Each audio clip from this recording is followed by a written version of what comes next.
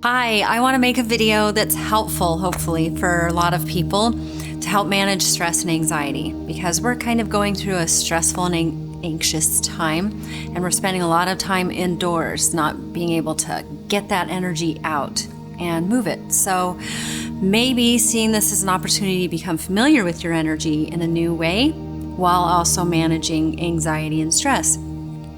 I am an energy worker, and so this is how I need to work on my anxiety. I've seen a lot of posts and videos about breath work, which is great and really helpful, but for me, it wasn't helpful until I felt safe in my body. Some people need breath work to feel safe in their body, but I needed a different approach so I could try breath work. I have a long history of asthma and I had chronic bronchitis, so my body remembers traumatizing things and gets more anxious if I try breath work before I'm grounded in my body. So I'm going to give you a technique that may help.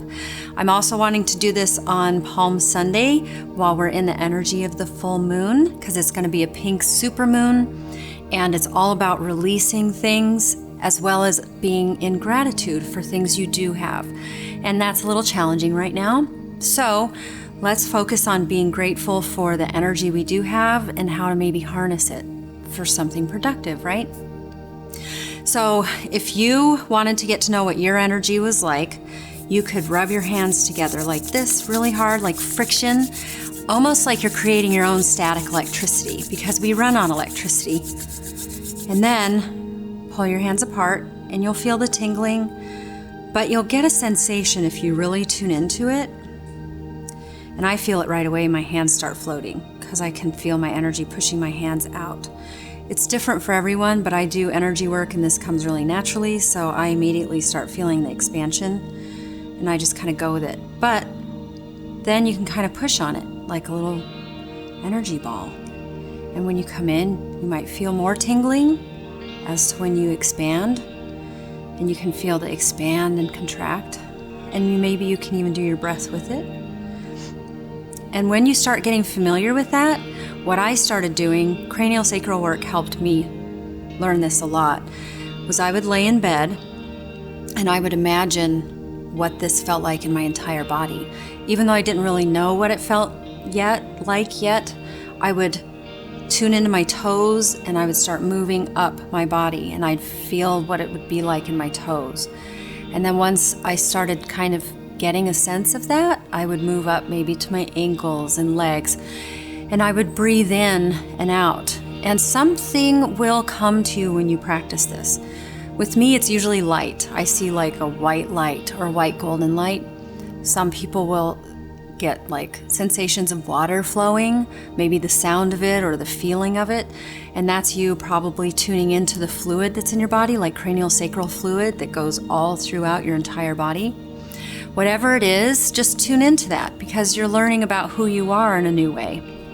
And then with each breath, as you breathe in, you can imagine white golden light breathing in and going through all of that part of your body.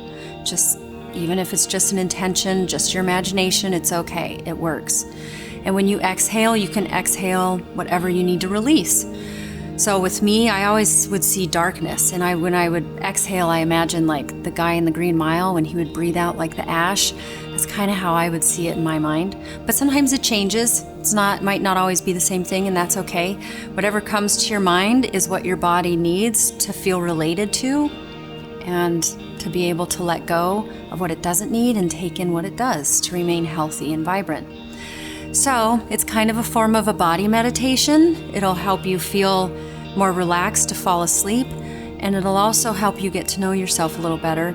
And when you get good at this and get real familiar with yourself, you can practice this when you are feeling your most anxious. You can take a few minutes and go to the restroom and take a few breaths and tune into that, remembering what it feels like. And it really does help. And I just want to end by thanking my niece, Indy, for inspiring me to do more videos, because she had a dream that I was helping with teaching more, and I kind of took that as a sign that I should be doing my videos again. So thank you, Indy, and thank you, Jim, for helping me with the videos. I love you both.